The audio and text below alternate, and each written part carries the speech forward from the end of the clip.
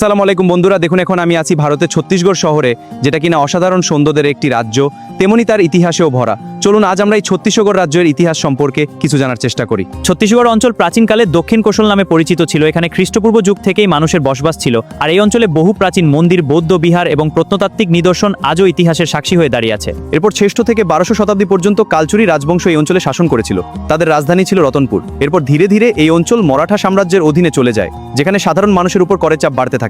তারপর 1825 সালে ব্রিটিশরা এই অঞ্চল দখল করে এবং এটি সেন্ট্রাল প্রভিন্সেসের অংশ হয়ে যায়। এই সময় বহু আদিবাসী বিদ্রোহ দেখা যায়, বিশেষ করে বাস্তার অঞ্চলে, আর ব্রিটিশরা এখানকার বনজ খনিজ সম্পদ ব্যাপকভাবে ব্যবহার শুরু করে। এরপর পরবর্তীতে স্বাধীনতার পর ছত্তিশগড় মধ্যপ্রদেশের অংশ হিসেবে দীর্ঘদিন ছিল, কিন্তু এই অঞ্চলের সংস্কৃতি ও পরিচয়ের স্বতন্ত্রতার কারণে আলাদা রাজ্যের দাবি ধীরে ধীরে জোরালো হতে থাকে।